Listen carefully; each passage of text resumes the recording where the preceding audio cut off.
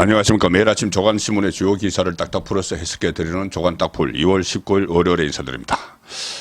어제까지 국민의힘이 공천 1라운드를 마무리했습니다. 그리고 오늘부터는 인력 재배치 작업에 착수를 하는데 전체 253개 지역구 선거구가 있죠. 그중에서 133개 후보자 공천 방식을 마무리했습니다. 단수 공천, 그러니까 한 사람 이 후보가 확정된 곳이죠.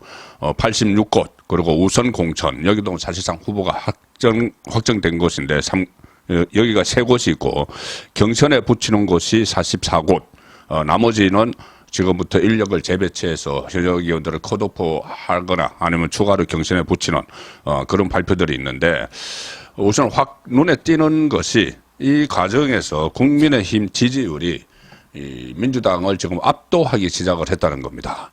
이재명으로서는 지금 사천 논란이 일어나고 있죠. 민주당에서는 이재명이 상당히 놀라고 있을 텐데, 국민의힘 지지율이 민주당 지지율을 오차범위 밖에서 앞서고 있다, 이런 조사 결과까지 나왔습니다.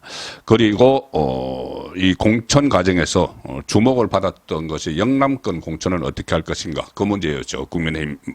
국민의힘 관전 포인트는, 자, 일단 동아일보 오늘 일면 사이드 톱 기사를 먼저 보여드리겠습니다. 일면 기사입니다. 동아일보. 여당이 TK 현역 25명 중에서 4명만 공천을 확정을 했다. 그 텃밭 물갈이 시장, 다른 곳에 비해서 상당히 이 현역 공천 확정률이 굉장히 낮습니다. 여야의 현역 의원 컷오프 움직임이 지금 본격화되고 있는 가운데 국민의힘은 보수 텃밭, 대구 경북 TK 지역 현역 의원이 25명입니다. 대구가 12명, 경북이 13명인데 그 가운데 재공천, 다시 공천을 한다고 확정한 의원은 딱 4명밖에 없습니다. 단수 공천. 그래서 김희국 의원 한 사람은 불출마를 선언을 했는데 나머지 현역 20명에 대한 물갈이 가능성을 다 열어놓았다. 이 20명 중에는 물론 경선에 포함된 의원도 있고 앞으로 포함될 의원도 있지만, 일단 이 경선에서 살아남는 의원을 그것을 제외하면은 일단 그 확정되지 않은 사람이 84%입니다. 25명 중에서 20명. 그러니까 사실상 김희국 의원도 불출마를 했기 때문에 물갈이 된다고 보면은 물갈이 폭이 최대 84%까지 될 수도 있다.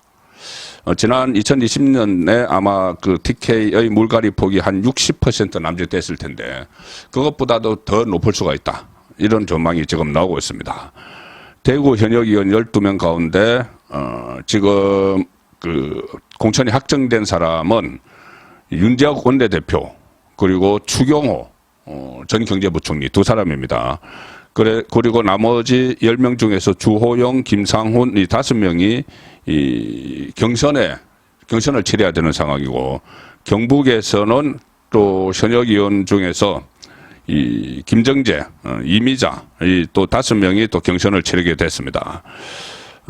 그래서 TK 지역에서 단수 공천 경선 대상 의원을 제외한 대구 5명, 경북 5명 등 현역 10명은 추가 경선 대상에 또 포함될 수도 있지만 아예 컷오프가 되거나 지역구 재배치, 다른 곳으로 가서 출마를 하라, 험지로 가서 출마를 하라, 이렇게 결론이 내려질 가능성도 배제하기 어렵다. 그래서 당 관계자는 TK 물갈이가 시작됐다, 이렇게 이야기를 하고 있습니다. 결국 대구에서 공천이 확정된 사람은 12명 중에서 2명, 윤재옥, 달서을, 추경호, 달성, 그렇게 돼 있죠. 그리고 경북에서는 15명 중에서 공천 확정이 영천의 이만희, 그리고 고령 성주 7국의 정희용, 영천 총도입니다. 이만희, 고령 성주 7국의 정희용, 이렇게 4사람만 지금 공천이 확정됐는데 비해서 부산 경남, 같은 영남권이지만 PK는 사정이 좀 다릅니다. 26명이 현역인데 부산, 경남에 울산 제외하고 그 가운데 10명이 단수 공천을 받아서 거의 뭐 절반 가까이, 그리고 3명이 전략 공천을 받았기 때문에 13명을 딱 절반이 이 공천이 사실상 확정이 됐습니다. 영남 전체를 한번 보시면은 동아일보 3면 기사입니다. 동아일보 3면. 영남 56명 중 18명 발표 보류, 일부 컷오프 재배치 가능성이 있고 TK가 PK보다 물갈이 비율이 높을 때 상당히 크게 높을 것 같습니다. 4년 전 총선 때는 TK 현역 교체율이 57%였네요. 57%. TK 지역 현역 교체율이 57%. 이 현역 교체율이란 것은 처음에 이게 컷오프, 그다음에 경선에서 지는 경우 다 합친 겁니다. 현역 교체율 57%였는데 당 관계자는 자발적으로 교통 정리를 유도를 하고 있다. 그런 설명을 하고 있습니다. 국민의힘이 발표한 공천 결과에서 현역 의원 컷오프 대상자는 아직은 없습니다. 전체 현역 의원 중에서 컷오프, 완전히 컷오프된 사람은 없는데 비례대표는 2사람이 있습니다. 그 이유는 지금 현역을 일찍 컷오프를 하면은 지금 개혁신당 이준석, 이낙연이 지금 충돌을 하고 있지만 어쨌든 개혁신당에서 이삭죽기를 하기 위해서 낙천자를 기다리고 막 전화를 하고 있는 이런 상황이죠. 그래서 가급적 낙천자 발표를 좀 뒤로 미루는 그런 분위기가 있고, 또 하나는 김건희 여사 특검법, 그리고 50억 클럽 특검법, 쌍특검법이 아직 재투표가 이루어지지 않았습니다.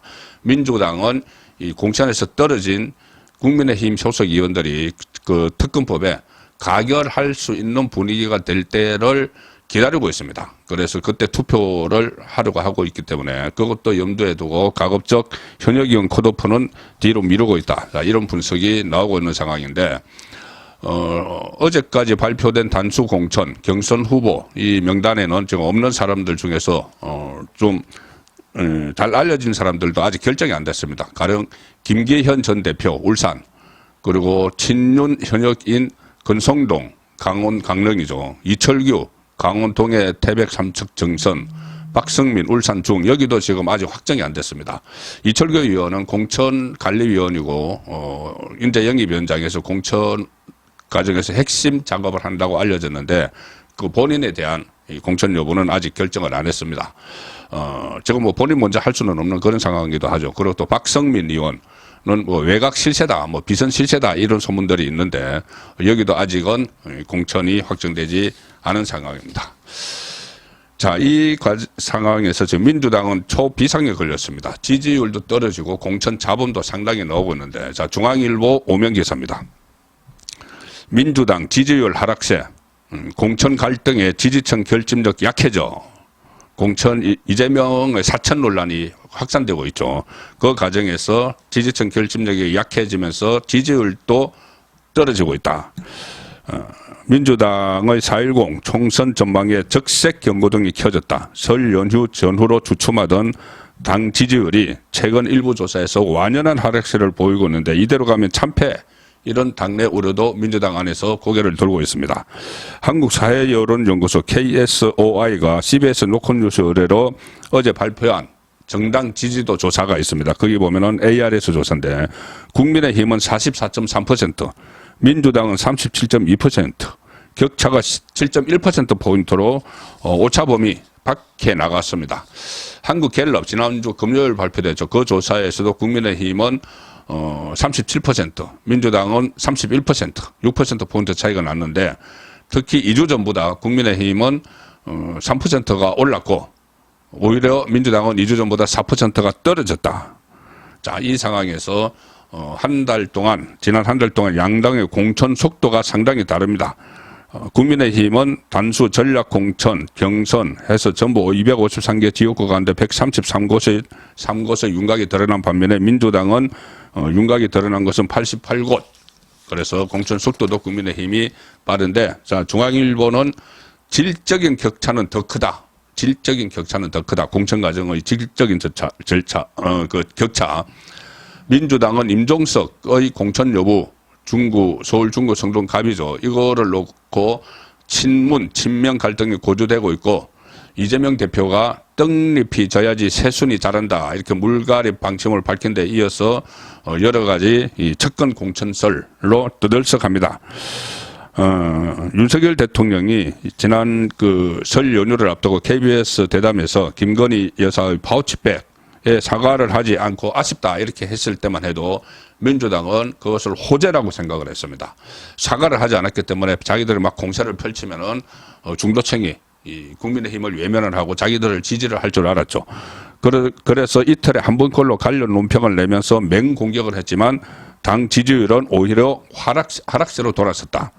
자, 그래서 민주당 싱크탱크 출신이죠. 그 여의도 연구원 출신인데 최병천, 여의도 연구원이 아니고 민주연구원이죠. 민주당.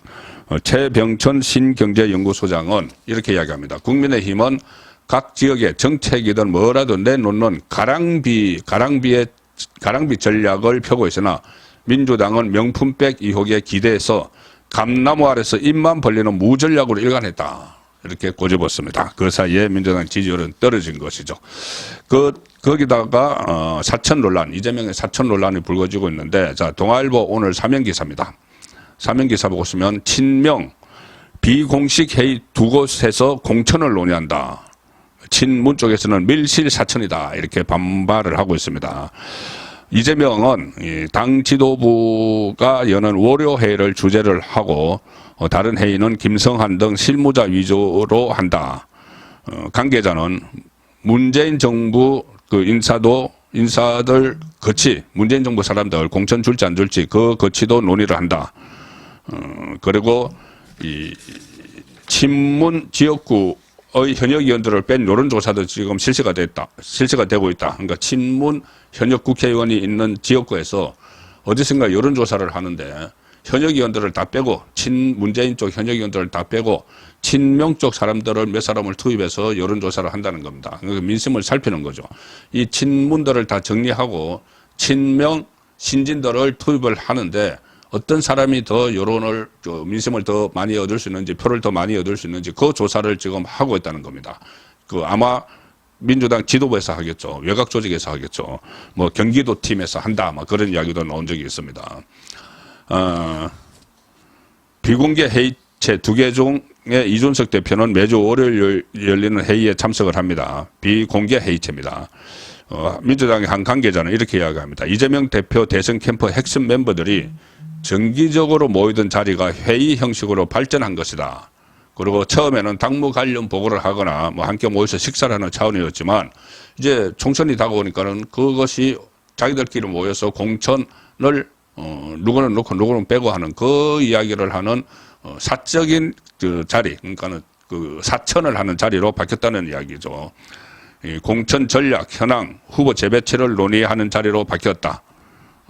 그리고 여기에는 공천 실무를 담당하는 당 지도부뿐만 아니고 박찬대 최고위원과 정성호, 아무 직책이 없는 친명계 자장, 정성호 등 친명 의원들도 참석해서 의견을 나누고 있다.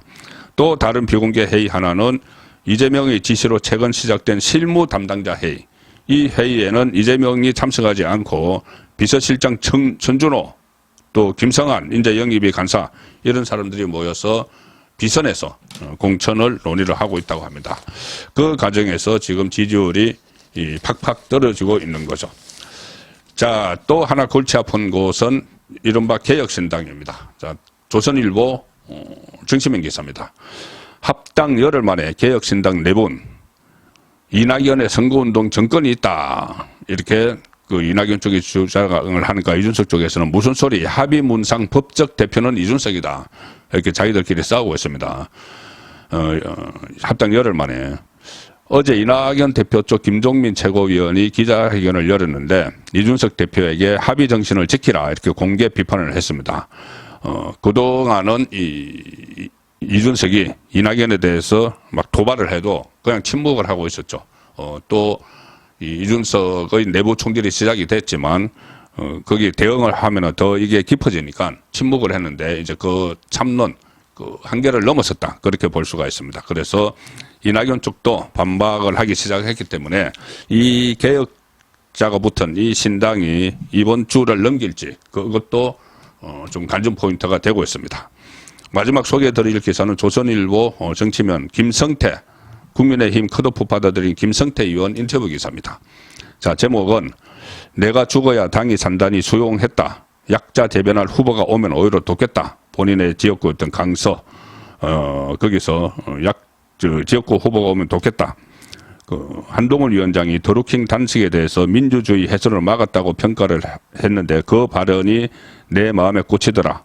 후보가 정해지면 내 사무실도 내주겠다. 이렇게 컷오프 결과를 받아들이는, 처음에는 엄청나게 반발을 했었죠. 한동훈 위원장의 이 업적 평가, 거기에 좀 감동을 받아서 본인이 깨끗이 받아들인다. 그리고 내 대신 다른 후보가 오면은 내가 돕겠다. 이렇게 이야기합니다.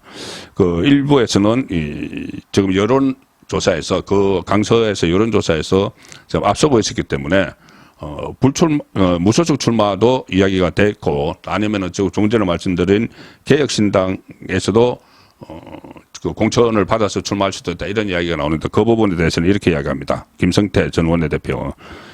개혁신당에서 거의 하루 한 번씩 전화가 왔고 무소속 출마하라는 아우성도 있었다. 다만 탈당이나 무소속 출마가 분노와 울분에 대한 분풀이는 되지만 그게 나 자신이 바라는 것인지에 대한 답을 얻지 못했다.